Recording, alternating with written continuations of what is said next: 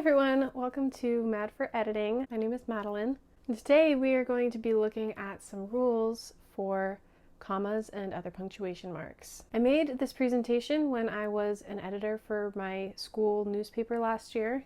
I hope you guys find this helpful for your own writing and editing. Today I'm going to be talking about punctuation, particularly commas, though I will also be discussing other punctuation marks as well. So let's just jump right into it. Commas. So I got this quote straight out of the AP Style Guide, which is what we use in news. It says, "As with all punctuation, clarity is the biggest rule. If a comma does not help make clear what is being said, it should not be there. If omitting a comma could lead to confusion or misrepresentation, then use the comma." That's from the AP Style Guide. Most of the things that I talk about in this presentation are just general rules, but there are a few times when it's just the AP Style Guide, and I'll just let you know when it's just the AP Style Guide that uses that. And this is one of those times. In AP, we do not use the Oxford comma unless the list is unclear without it. So here's an example of that. The flower is orange, green, and white. It's pretty clear what we're saying. It's been a while since I made this presentation.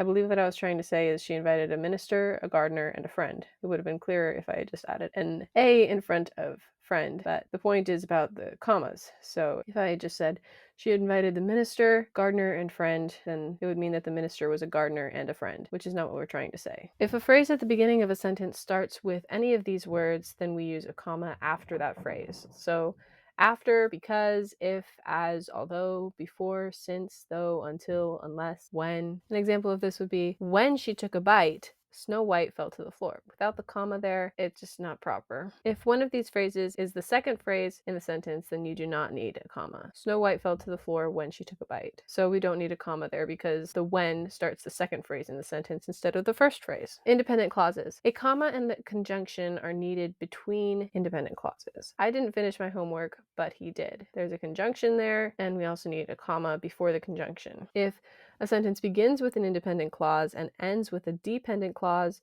then no comma is needed. I finished my math and got some geography done. So because there is no subject at the start of right here, I finished my math and I got some geography done. Without a subject here, this is a dependent clause. If it had a subject, it would be an independent clause, and we would need a comma here, like we have here. When an adverb describes the whole sentence is another place where we use commas. So luckily is an adverb, and it describes the entire sentence. Luckily, she had her purse on her. We also use commas with equal adjectives. He ate the tasty, spicy food. And with non-essential clauses, his wife, Laura, is in the kitchen. In this second sentence, his wife, Laura, is in the kitchen. There's no commas separating Laura from the rest of the sentence, which infers that Laura is essential to the sentence. But since we already have wife there in the sentence, one could infer that Laura is one of multiple wives because we aren't needing to clarify that Laura is her name. So that's why we need commas before and after Laura to clarify that she is his wife, not just one of his wives. We also use commas after yes or no. Yes, he will get there on time. No, he won't get there on time. Other comma uses.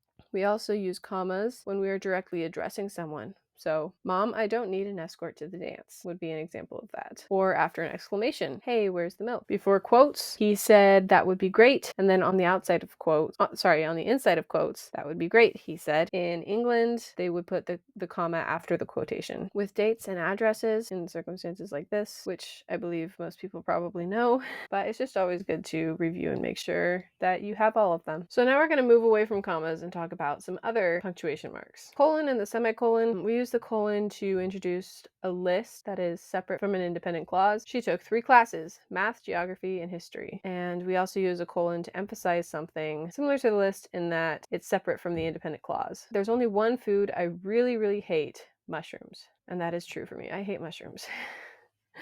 But we don't use a comma there. A lot of people mistakenly use a comma in place of a colon or a semicolon. With a semicolon, we use that to combine independent clauses that are related to each other when we don't want to use a period in between them. She couldn't go out. She had studying to do. A lot of people use commas where semicolons should be, so it's very important to learn how to use a semicolon. Another place that we use semicolons is in lists that use commas. So similar to the colon, but when there's commas in the list, then we use semicolons. So we visited a lot of places: Rome, Italy, Paris, France, and London, England. So because those all have commas within the object of the list, then we use semicolons to separate them, so it's more clear than just using more commas and more commas. The next thing is em dashes and hyphens.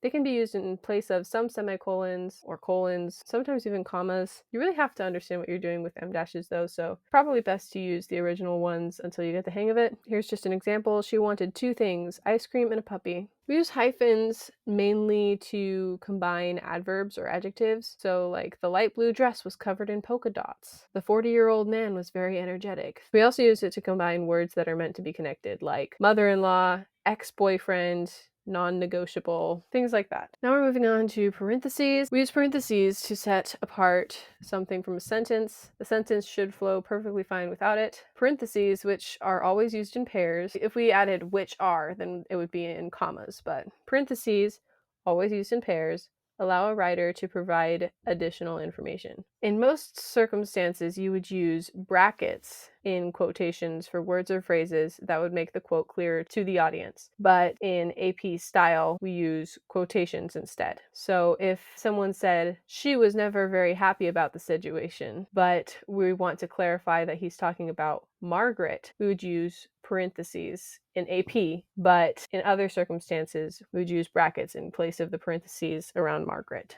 So now we're going to talk about apostrophes. We use apostrophes to show possession. Mark's book was sitting on Josie's laptop. Very obvious. Most people know this one. To connect common words, also pretty obvious. He hasn't got much time. He didn't start his assignment until noon. This is one that some people still have trouble with. It's versus its. Without the apostrophe, it's possessive, but with the apostrophe, it is 2 separate words. That's a tough one to remember for a lot of people, but it's just something that you've got to remember. We also use apostrophes for the possessive form of plurals ending in S. The girls' bathroom is a mess, so we use the apostrophe at the end because it ends in an S. We also use apostrophes in the possessive form of singular common nouns ending in S. So because witness is a singular noun by itself, when we're saying witnesses, plural, we use an apostrophe S at the end. However, that's only in the case of common nouns. If we're talking about proper nouns, then we don't add the extra S at the end. Mini donuts were his Achilles heel. Because Achilles is a proper noun and it ends in an S, we just use the apostrophe at the end with no extra S. I know this sounds kind of confusing. If you need to pause this and just take a good look at it, then that's perfectly fine. So here we have a little quiz. Again, I created this a little while ago, and this has several mistakes in it. It was meant for everybody to raise their hand and suggest an edit as we go through this. So that's what we're going to do right now. If you want to, you can go ahead and pause and write down this whole story if you'd like. I know that might take a while, so I guess we can just begin though. If you'd like to, you can try it on your own. We'll just go ahead and begin. You can already see that there are some things that PowerPoint thinks are incorrect, which is true. So let's just start from the beginning. Cinderella lived with her stepmother and 2 stepsisters, Anastasia and Drusilla. So because it's already complete without Anastasia and Drusilla, we should add a comma here. Cinderella did all the chores and they did nothing. Because these are both independent clauses, we use a comma, and there is also a conjunction here, so there's a conjunction and 2 independent clauses, we use a comma. One day, that is an introductory phrase, the family received an invitation to the royal ball, which Cinderella was not allowed to attend. And you can see I naturally paused there. There's a comma there because, again, these are 2 independent clauses. When her stepmother and stepsisters left, Cinderella was visited by her fairy godmother. It starts with when, that is an introductory phrase. Without when, it would be an independent clause. So when her stepmother and stepsisters left, comma, Cinderella was visited by her fairy godmother. She helped Cinderella by turning her rags into a ball gown, comma, her pumpkin into a carriage, comma, her mice into horses, comma, and her shoes into glass slippers. The fairy godmother told her, Cinderella, at midnight everything will turn back to what it was before, and then she disappeared. So, we need a comma to introduce the quotation. Cinderella, she's directly addressing her, so we need a comma there. At midnight, everything, you need an apostrophe there. everything will turn back to what it was before, and then we need a comma to end the quotation. And we're adding a comma here as well because without Cinderella, this would be the introductory phrase. It's not exactly necessary. I guess that's a personal choice. Sometimes you can use commas as your own expression. Cinderella rode the pumpkin carriage, which was very comfortable to the ball and arrived fashionably late. So we need a comma after carriage and after comfortable because this is a clause that is not essential to the sentence. We don't need a comma here because this is a dependent clause. It does not have a subject here, so that's why we don't need a comma after ball. She danced with the prince, comma, but right when she asked her name, the clock struck 12. We have a comma here because, again, this is two independent clauses with a conjunction in between. As she ran from the palace, it starts with as. That is an introductory clause. We put a comma at the end of palace. One of Cinderella's shoes came off. There's an apostrophe right there. The prince searched high and low for the glass slipper wearing girl. So because glass slipper wearing is basically one big adjective describing this girl, we want to put hyphens in between them so that it's all basically sort of one word. He finally found her and they lived happily ever after. Because both of these are independent clauses with their own subjects and there is a conjunction right there, we're going to add a comma. I hope that was helpful to anyone watching. If you found this helpful and or enjoyed watching, feel free to like this video and subscribe for more grammar and editing content. Bye!